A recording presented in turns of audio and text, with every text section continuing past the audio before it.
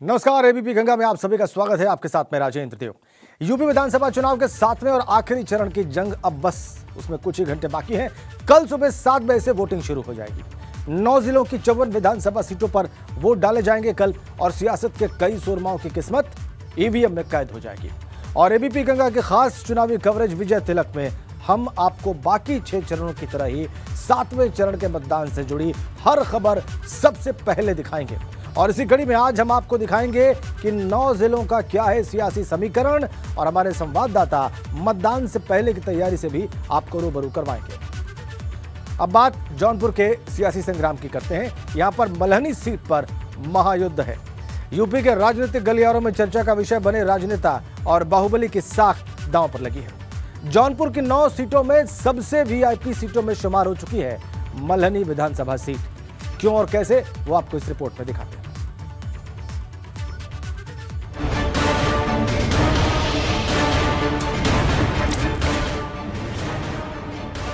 आजमगढ़ और वाराणसी से सटे जौनपुर जिले में 7वें चरण में वोटिंग होने जा रही है। यूं तो जौनपुर में विधानसभा की 9 सीटें हैं कि यहां से 2 दिग्गज आमने सामने हैं। मल्हनी का मल्ल युद्ध में विजेता बनने और माथे पर विजय तिलक सजने का दावा हर कोई कर रहा है, लेकिन यहाँ जो कांटे की टक्कर है उसमें जनता दल यूनाइटेड के प्रत्याशी धनंजय सिंह है, तो वहीं दूसरी तरफ मल्हनी के मौजूदा विधायक और सपा प्रत्याशी लकी यादव है। वैसे तो कई और दिग्गज मैदान में हैं, लेकिन यहाँ सीधी लड़ाई मौजूदा विधायक लकी यादव और जनता दल यूनाइटेड के प्रत्याशी धनंजय सिंह में है। जौनपुर में 9 विधानसभा क्षेत्र हैं। जफराबाद, शाहगंज, मड़ियाऊ, मछली शहर और मल्हनी समेत 9 विधानसभा क्षेत्रों पर जनता अपने नए प्रतिनिधियों को चुनने जा रही है, लेकिन सबसे ज़्यादा चर्चा मल्हनी विधानसभा क्षेत्र की है, और इसका कारण है बाहुबली नेता धनंजय सिंह। धनंजय सिंह जनता दल यूनाइटेड के टिकट पर एक बार फिर से मल्हनी से ताल ठोक रहे हैं। समाजवादी पार्टी के दिग्गज नेता रहे पारसनाथ यादव के बेटे लकी यादव, जो विधायक भी हैं, वो उनके सामने हैं। ये मुकाबला वैसे तो त्रिकोणीय कहा जा रहा है, क्योंकि भारतीय जनता पार्टी के केपी सिंह भी मल्हनी से ताल ठोक रहे हैं, लेकिन 2 दिग्गजों के बीच मुकाबला मुख्य बताया जा रहा है, जिसमें लकी यादव हैं और धनंजय सिंह हैं। अगर मल्हनी के मल्ल युद्ध की बात करें तो मल्हनी सीट पर एक तरफ धनंजय सिंह है, तो दूसरी तरफ खड़े नजर आते हैं मौजूदा विधायक और सपा के प्रत्याशी लकी यादव, जो पूर्व मंत्री पारसनाथ यादव के बेटे हैं और उपचुनाव में धनंजय सिंह को हरा चुके हैं। 2012 में समाजवादी पार्टी से विधायक बने पारसनाथ यादव 2017 में फिर से पारसनाथ यादव सपा से विधायक बने। 2017 में दूसरे नंबर पर रहे थे धनंजय सिंह। 2020 में सपा की टिकट पर लकी यादव जीते। 2020 के उपचुनाव में एक बार फिर से धनंजय सिंह को हार का सामना करना पड़ा। धनंजय सिंह का कहना है कि वो मल्हनी को आजमगढ़ नहीं बनने देंगे, और लकी यादव का कहना है कि वो मल्हनी क्षेत्र को कुंडा नहीं बनने देंगे। वार पलटवार हो रहा है, अपनी अपनी बातें कही जा रही हैं, लेकिन सबकी निगाहें मल्हनी विधानसभा क्षेत्र में लगी हुई हैं, क्योंकि यहाँ का चुनाव काफ़ी दिलचस्प है और काफ़ी रोचक भी।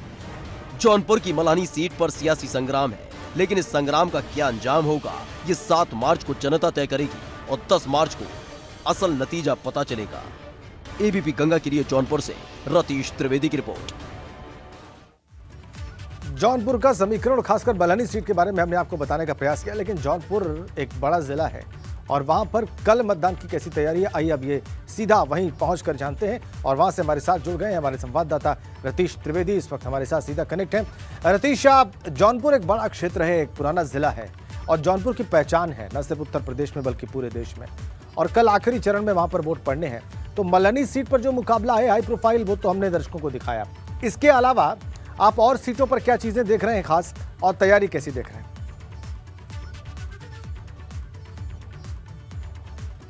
बिल्कुल, देखिए, अगर जौनपुर जनपद की बात की जाए तो 9 विधानसभा क्षेत्र आते हैं। सबसे ज़्यादा हाई प्रोफाइल मल्हनी विधानसभा है, जहां से बाहुबली नेता धनंजय सिंह के सामने लकी यादव हैं। ये तो सबसे हाई प्रोफाइल सीट हो गई, लेकिन जौनपुर की सदर सीट की भी अगर बात की जाए तो समाजवादी पार्टी के अरशद खान है, जो पूर्व विधायक है और पूर्व राष्ट्रीय महासचिव रहे हैं समाजवादी पार्टी में, और इनके सामने है उत्तर प्रदेश सरकार में राज्य मंत्री गिरीश चंद्र यादव। इनका कड़ा मुकाबला है। इस सीट पर भी काफ़ी कड़ा मुकाबला माना जा रहा है। शाहगंज की सीट है, बदलापुर की सीट है, यहाँ पर भी समाजवादी पार्टी और बीजेपी के जो कैंडिडेट हैं वो सामने बिल्कुल दिखते हैं। और अगर बात की जाए केराकत की, तो यहाँ भी बड़ा दिलचस्प मुकाबला। बीएसपी के जो कैंडिडेट हैं वो काफ़ी अच्छी फाइट देते हुए दिख रहे हैं। कुछ लोग जौनपुर के जो हमारे साथ हैं उनसे बात कर लेते हैं कि उनकी क्या अपेक्षा है और कल जो मतदान करने जा रहे हैं तो उनके जहन में क्या क्या रहेगा, क्या बातें सोच करके वो नई सरकार को चुनने जा रहे हैं। क्या नाम है आपका? जी, हमारा नाम नीलेश तिवारी है। हम यही चाहते हैं जैसे हमारा विकास हुआ है पिछले कुछ वर्षों से, वैसे हमारा विकास हरदम होता जाता रहे, बिजली प्राप्ति होती रहे और आगे चल के जो भी सरकार है हमारी बेरोजगारी खत्म करे और जौनपुर को हरदम अग्रसर करते रहे, आगे की तरफ बढ़ाते ही रहे। अच्छा, मतलब ये बताइए कि जो सरकार ने काम किया कैसा देखते हैं उसको?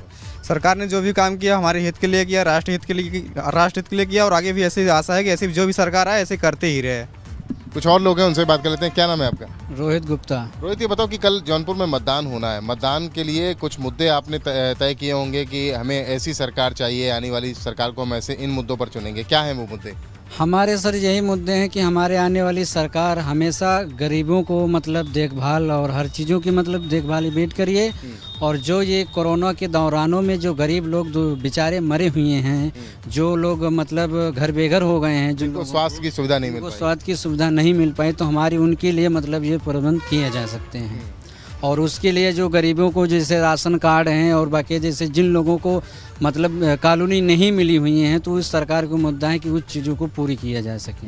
आप बताइए, क्या नाम है आपका? आलोक पांडे नाम है, धर्मापुर का। आलोक, ये बताओ कि आपके मुद्दे क्या इधर है, क्या मुद्दे हैं, किन मुद्दों पर आप सरकार को चुनने जा रहे हैं? जो कोई भी सरकार है अच्छा काम करे, विकास जो है मेरे जौनपुर देश का ठीक रतीश, जैसे होता विकास की बात सब कर रहे हैं। अब उनमें से कुछ रोजगार की बात भी कर रहे हैं, दूसरे फैक्टर भी हैं रतीश। बिल्कुल, हमने सबकी बात सुनी, सबके मुद्दे हमने दर्शकों को दिखाए जब आप उनसे बात कर रहे थे। रतीश, हमारे साथ बने रहिए आप। और अब हम बात करेंगे गाजीपुर के बाहुबली मुकाबले की। वैसे तो गाजीपुर में 7 सीटें हैं, लेकिन जिन सीटों पर सबसे बड़ा मुकाबला है, सबसे बड़ी फाइट जिन दिग्गजों के पीछे है, वहां के समीकरण आपको दिखाते हैं इस रिपोर्ट में।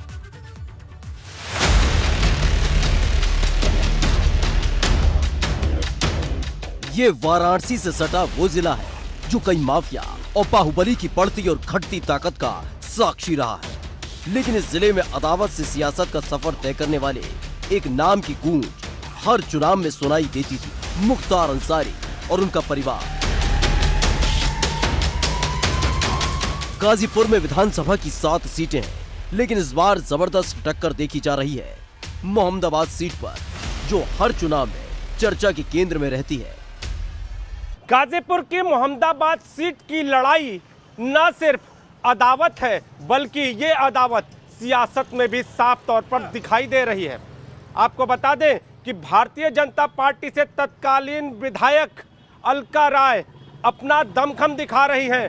वहीं शिबगतुल्ला अंसारी के बेटे मन्नू अंसारी समाजवादी पार्टी से चुनाव मैदान में हैं और जनता में उनकी काफ़ी अच्छी इमेज बताई जाती है। वहीं अलका राय इसे कहीं ना कहीं अपराध से जोड़कर देखती है। अंसारी परिवार की नई पीढ़ी ने सियासत में कदम रख दिया है और मुख्तार अंसारी के भाई शिबगतुल्ला के बेटे मन्नू अंसारी मैदान में है, तो वहीं भाजपा ने मौजूदा विधायक अलका राय को मैदान में उतार दिया है, जो पूर्व विधायक कृष्णानंद राय की पत्नी है, जिनकी हत्या का आरोप मुख्तार अंसारी पर लगा था। ऐसे में ये सियासी लड़ाई और भी दिलचस्प नजर आती है। मोहम्मदाबाद सीट पर रसूख कायम रखने की लड़ाई नजर आती है, तो वहीं जहूराबाद सीट साख का सवाल बन गई है, जहां से सुभाषपा के राष्ट्रीय अध्यक्ष ओम प्रकाश राजभर खुद मैदान में है, जिनको सीधी चुनौती मिल रही है कालीचरण राजभर से। लेकिन अब ये आने वाला वक्त बताएगा कि जनता किसे चुनती है और यहाँ जीत किसकी होती है। लेकिन मुकाबला यहाँ भी पूरी तरह से कड़ा और मजबूत है। फिलहाल गाजीपुर की गलियों में जो सियासी हवाएं चल रही हैं, उसका रुख 7 मार्च को साफ होगा और असल तस्वीर 10 मार्च को साफ होगी कि गाजीपुर की जनता ने किसका किया विजय तिलक। एबीपी गंगा के लिए गाजीपुर से सनोज शर्मा की रिपोर्ट। गाजीपुर की लड़ाई आपने देख ली। 7 विधानसभा सीटें हैं, 2 बड़ी सीटें जहां पर हाई प्रोफाइल कंटेस्ट है, उसके बारे में आपने रिपोर्ट में देखा। अब आपको गाजीपुर लेकर चलने का वक्त आ गया है। सनुज शर्मा वहीं पर मौजूद हैं, जो ये तमाम समीकरण आपको अब लाइव दिखाने और बताने वाले हैं। सनुज, गाजीपुर शुरू से चर्चाओं में है। जब से ये चुनाव चर्चा में आया तब से गाजीपुर चर्चा में है, क्योंकि यहाँ के कुछ जो दिग्गज हैं वो सुर्खियां बटोरते रहते हैं, न सिर्फ प्रादेशिक स्तर पे बल्कि राष्ट्रीय स्तर पे भी। तो गाजीपुर की जनता के क्या मुद्दे आपको बड़े दिखाई दिए अपनी बातचीत में और चर्चाओं में, सनुज?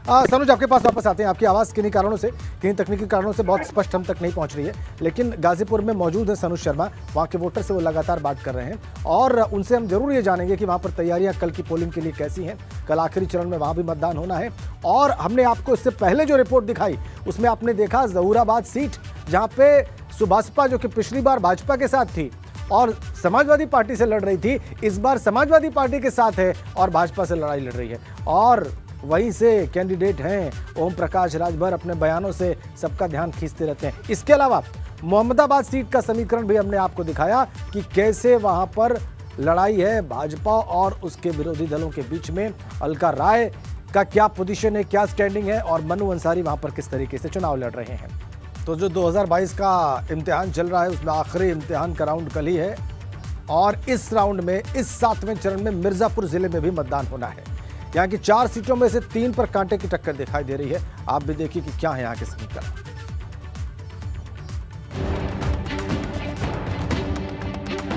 मिर्जापुर जिले में विधानसभा की 5 सीटें हैं। 2017 में मिर्जापुर की 4 सीटों पर भाजपा ने कब्जा किया था, जबकि 1 सीट पर अपना दल एस ने जीत दर्ज की थी। इस बार मिर्जापुर की सदर सीट पर कांटे की टक्कर है, जहां से भाजपा ने अपने मौजूदा विधायक रत्नाकर मिश्रा पर फिर भरोसा जताया है, जबकि सपा ने कैलाश नाथ को मैदान में उतारकर मुकाबले को चुनौतीपूर्ण बना दिया है। बसपा ने राजेश पांडे और कांग्रेस ने भगवान दत्त को यहां से अपना प्रत्याशी बनाया है। मिर्जापुर की चुनार सीट की भी खासी चर्चा है, जहां से भाजपा ने अपने मौजूदा विधायक अनुराग सिंह को फिर से प्रत्याशी बनाया है, जबकि सपा गठबंधन की ओर से अपना दल के की टिकट पर आरएस पटेल को प्रत्याशी बनाया गया है। इसके साथ ही बसपा ने विजय सिंह और कांग्रेस ने सीमा सिंह को यहां से मैदान में उतारा है।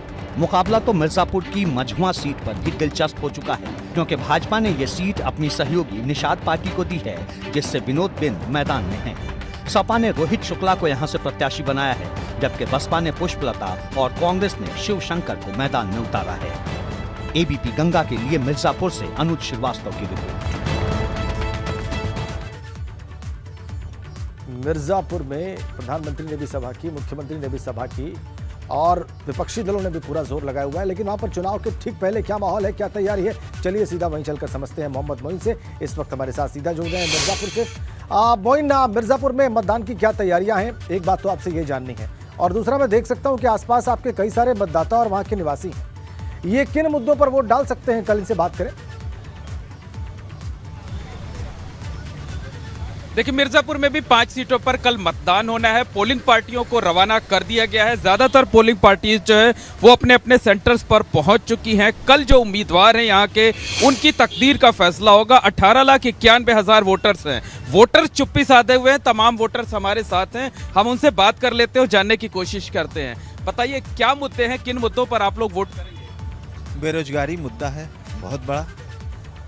सड़क, बिजली, पानी, बिजली का रेट बहुत हाई है यूपी में। यूपी उत्पादक है बिजली का, उसके बावजूद भी यूपी में पिछली बार बीजेपी ने 5 की 5 सीटें जीती थी, बीजेपी और उसके गठबंधन ने। लगता है कि इस बार भी ऐसा ही होगा? इस बार ऐसा नहीं होगा, इस बार परिवर्तन होगा। और इस बार का सबसे जो बड़ा मुद्दा है वो 3 मुद्दा है। एक महिला सुरक्षा है, दूसरा बेरोजगारी है और तीसरी महंगाई है। आप लोग खुद समझदार लोग हैं। आप बताइए, विकास मुद्दा है या नहीं इस बार? लगता है कि सरकार 5 सालों में विकास? बिल्कुल हुआ है, बिल्कुल हुआ है, बहुत अच्छे से विकास हुआ है। बिल्कुल। आप बताइए, आप किस मुद्दे पर? मैं सर इस सरकार की सबसे नाकामी में विरोध करता हूं और नाकामी में मैं वोट डालूंगा, क्योंकि अभी एक भाई ने कहा कि बिजली के बिल पे मुख्यमंत्री योगी आदित्यनाथ जी ने कहा था कि बिल आधा हो गया है, और ऐसा कुछ नहीं हुआ। मैंने पूरा बिजली का बिल दिया, सिर्फ दिखाने के लिए प्रेस वार्ता करके उन्होंने जारी किया। और लोग हैं उनसे बात करें, बताइए आपके सामने क्या मुद्दे हैं? जी, सर्वप्रथम मैं एबीपी न्यूज़ चैनल के माध्यम से ये बता देना चाहता हूँ कि मेरा किसी पार्टी से कोई लेना देना नहीं है। मिर्ज़ापुर की जनता को 6 मूलभूत सुविधाओं की दरकार है: स्वास्थ्य, शिक्षा, रोजगार, रोटी, कपड़ा, मकान, जिससे मिर्ज़ापुर की जनता वंचित है। मैंने 2012 की ये जो मुद्दे इन्होंने बताए, लगता है कि इस मौजूदा सरकार में ये सारी चीज़ें मिल रही हैं? नहीं मिल रही है, ठीक से नहीं मिल रही। क्या होगा मिर्ज़ापुर में? मिर्ज़ापुर में बदलाव नहीं होगा। फिर से एक बार हमारे रत्नाकर मिश्रा जी यहाँ पर विधायक बनेंगे और उन्होंने विकास का कार्य बहुत ही अच्छी तरीके से किया है। तो और आप बताइए क्या लगता है, क्या मुद्दे हैं? बदलाव करेंगे आप, क्या करेंगे? महिला सबसे देखिए बड़ी सुरक्षा महिला सुरक्षा है। आप एनसीआरबी का डेटा उठा के देख लीजिए। एनसीआरबी डेटा के मुताबिक 24,198 बलात्कार 2014 में हुए, यानी हर घंटे में 4 महिलाओं। बताइए, पिछली बार समाजवादी पार्टी खाता नहीं खुले था, इस बार खुलेगा? ये तो समय बताएगा, 10 तारीख के बाद बताएगा। लेकिन फिलहाल जो भी यहाँ समस्या है, नेता लोगों से एक ही अपील है कि शिक्षा के लिए आप लोग क्यों नहीं बोलते? ठीक, शिक्षा के लिए क्यों नहीं बोलते हैं, इसी बात पर हम धर्म के नाम पर वोट पड़ेगी या बहुत सारे मुद्दे आ गए, बहुत सारे मुद्दे आ गए और हमारे दर्शकों ने सुन भी लिया कि मिर्जापुर की जनता सोच क्या रही है, उसके जहन में चल क्या रहा है। 7वें चरण में जिस सीट पर सबकी निगाहें टिकी हुई हैं, उसमें मऊ की सदर और घोसी सीट भी शामिल है। मऊ सदर सीट का इतिहास बहुत दिलचस्प है। मऊ सदर सीट पर 1996 से मुख्तार अंसारी का कब्जा रहा है, लेकिन इस बार मुख्तार अंसारी के बेटे अब्बास अंसारी मैदान में और वो अपनी जीत का दावा कर रहे हैं। लेकिन पिता की विरासत संभालने के लिए जिस तरह से अब्बास अंसारी मैदान में आए, उसने विरोधियों के लिए चुनौती बढ़ा दी। वहीं घोसी सीट पर भी सियासी जंग आर पार की दिख रही है।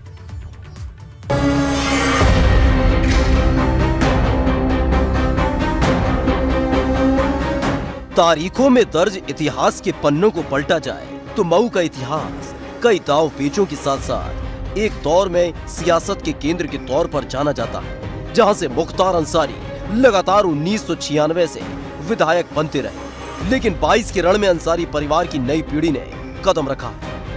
मऊ सदर सीट एक बार फिर से चर्चा में है, क्योंकि यहां से भाजपा के प्रत्याशी अब्बास अंसारी मैदान में है, तो वहीं दूसरी तरफ भारतीय जनता पार्टी के प्रत्याशी अशोक सिंह है। यूं तो मऊ सदर सीट पर और भी प्रत्याशी है, लेकिन कांटे की टक्कर अब्बास अंसारी और अशोक सिंह के बीच देखी जा रही है, क्योंकि जो अशोक सिंह भाजपा की टिकट पर अब्बास अंसारी को चुनौती दे रहे हैं, वो ठेकेदार अजय प्रकाश सिंह के भाई हैं। अजय प्रकाश सिंह की 2009 में हत्या कर दी गई थी, जिसका आरोप मुख्तार अंसारी पर लगा था। मऊ में इस बार काफी रोचक समीकरण देखने को मिल रहे हैं। बाहुबली और सदर सीट से 5 बार से जीत रहे मुख्तार अंसारी अब की चुनाव नहीं लड़ रहे, लेकिन उनकी सीट से सपा सुभासपा गठबंधन से बेटा अब्बास अंसारी मैदान में है। अब्बास के मुकाबले बीजेपी ने अशोक कुमार सिंह को खड़ा किया है। अशोक और मुख्तार के बीच लंबे समय से अदावत चल रही है। उधर घोसी सीट पर भी जबरदस्त उठापटक होती दिख रही है। यहां सपा ने भारतीय जनता